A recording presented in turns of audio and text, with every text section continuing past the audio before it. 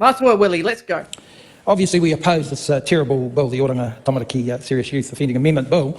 But, Mr Speaker, it's appropriate to bring to the attention of the House that the hikoi that happened this week was not just about the rotten, filthy treaty principles bill. It was about what this government has been trying to do over the last 12 months in terms of implementing this type of legislation and removing kaupapa Māori initiatives and positivity, like treaty legislation, Mr Speaker. Credible that that's now been removed from legislation, like the Māori Health Authority, like Te Reo Māori, they lost, what do we lose in terms of Te Reo Māori? $30 million.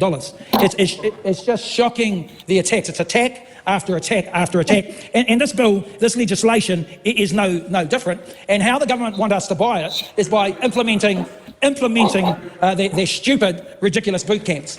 Based on LSV, on what's happening in terms of LSV, they're using that as an example. Mr Speaker, I'm an ambassador for the LSV crew. I was one of their ambassadors and helped a number of people get involved in that. There's a big difference here. They were all volunteers. And it was a terrific course, but this course is quite different. And you've got to ask why this government can't listen to the voices of the hikoi. 50, well, maybe I'm going to say 60, 70, I know it's 55,000 plus. New Zealand First, Winston Peters thought it was 22,000, so it shows how stupid New Zealand First are, Mr Speaker. They don't know how to count. But 55,000, and then you had this government trying to ignore it. But all those people who are on that hikoi, Māori Party, Greens, Labour, National Party, we saw a lot of good National Party members there, said they're totally sick of this government and they want the Māori attacks to stop. This legislation is an example of that. This legislation is an example of a breach of treaty principles. A breach of treaty principles. So I want to break that down simply for the Minister, because her and her party have so much trouble, have so many problems in understanding treaty principles. There's what you call the 3 Ps. Just for the Minister, you need to tell your leader this. It's called participation, protection, and partnership. All right, participation-wise, Māori do not want to participate in your rotten, useless boot camps.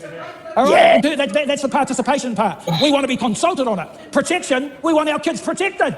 We don't want them on your stupid boot camps. All right? No, we talk to all the iwi. Maybe you should start talking to the iwi. Mr Speaker, 99% of these kids are our kids. And this minister who decides to ignore the principles of the Treaty of Waitangi is totally in breach of it. And the third part in terms of treaty principles, Mr Speaker, partnership, something the ACT Party refuses to accept.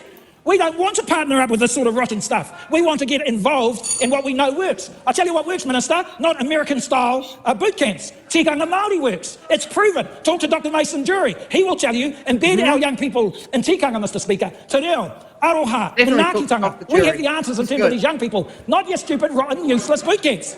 All right? That are based on American-style principles, and that is not the way to go. You don't know, Minister, because yourself and your party... I want members to not talk to each other across the chamber. That's terrible, yes. If you want to have a conversation, step outside. Shocking. Yeah, stand outside and take Minister Seymour with you. Mr Jackson, feel free to talk with me directly. Speak to the speaker. I'm speaking to it.